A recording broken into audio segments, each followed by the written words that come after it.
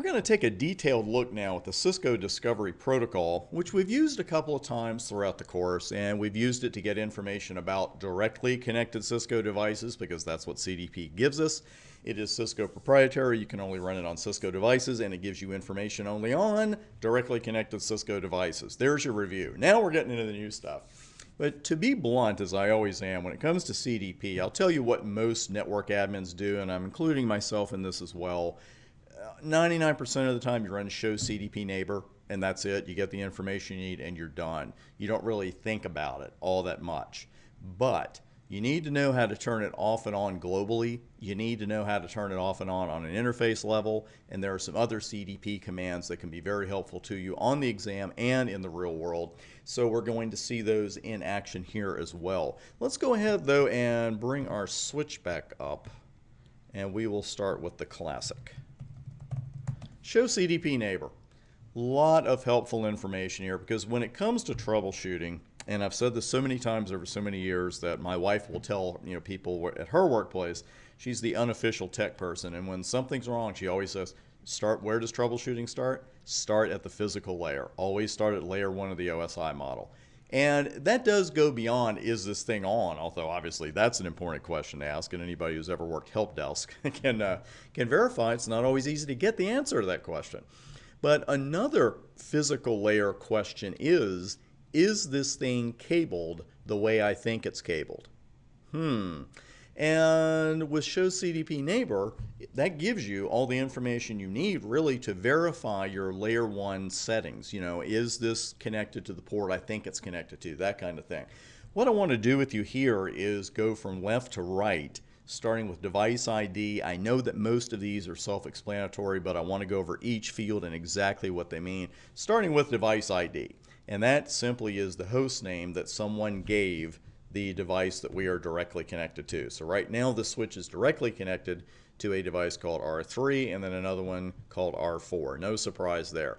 Local interface is exactly that. It is the local interface on the switch that the device we're on. Whenever we say local, we mean the device that we're on, and that means a switch. So that means that Fast Ethernet 04 is connected to router 3, R3, and Fast Ethernet 0/3 is connected to the device called R4.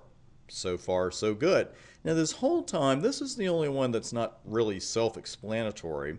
And let me go ahead and run the command again, and you'll see that the values there have changed. Now, of course, we don't expect any other values here to change very often. They could if we move some cables around, but it's not like capability, platform, and device ID are going to change a great deal. But hold time is going to change quite often.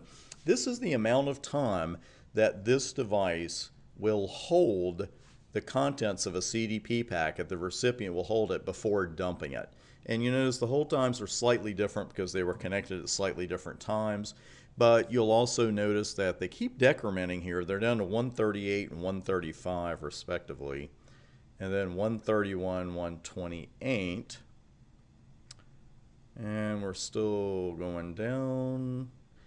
R4 is just refreshed. We just got another one from them, and you can see that now we just got one from R3 the whole time at 179. The default there is 180 seconds, so we're looking at 3 minutes, and we should be getting a CDP advertisement from these devices every minute. So if we see that hold time go below 120 for some reason, that means somebody just turned CDP off. They might have had a good reason to do that, but it does let you know exactly what's going on. Now, as far as the capabilities go, pretty self-explanatory stuff here with some of the capability codes. R for router, S for switch, that kind of thing. You're not going to see too many repeaters, anything like that, but do notice the letter I there, because every once in a while I'll get a note from somebody that said, well, I got a router that runs IGRP. And actually you don't. That's not IGRP, which is long gone. It's IGMP, which is a management protocol, which we will get into in future studies. It's not for right now, but I just want to point that out to you, that that is not IGRP, which is the predecessor to EIGRP, but IGRP itself is long gone from Cisco routers. You'll also get some information here, helpful information about the platform, hardware platform of those devices, and port ID. This is the port on the remote device to which we are directly connected. So if I gave you the output of show CDP neighbor and asked you, which devices are connected directly to each other, and by what ports on each end, you could tell me. You could say, hey, the device called R3 is connected to this switch's fast Ethernet 04 interface, and on R3 it is connected to fast Ethernet 0/0. Nothing to it, right? So pretty good stuff there. But again, it really does help with troubleshooting. And I want to go back to that question about, is this cabled correctly? Because every once in a while, you're working in a cabling closet, router closet, whatever you want to call it, and cables are just freaking everywhere. Obviously, I have some scars from some of the closets I've worked in over the years. And you're just trying to find a port for a new host. You're just trying to find a port and declare victory and get out of there. And if there are a couple of ports next to each other, you could certainly think you're putting it in O/3, but you're actually putting it in O/4, that kind of thing. And here, if I were having trouble with a lab, with router 3 and router 4, let's say that I was configuring a routing protocol, and I'm just thinking, man, I'm not getting the adjacencies, something is really wrong. I don't start troubleshooting at the layer at which I'm working. That would be layer 3, and yeah, I could have gotten something wrong, but if layers 1 and 2 are not working correctly, ain't no way layer 3 is going to work correctly. If layer 1 is not happy, nobody's happy. Physically, everything's got to be fine.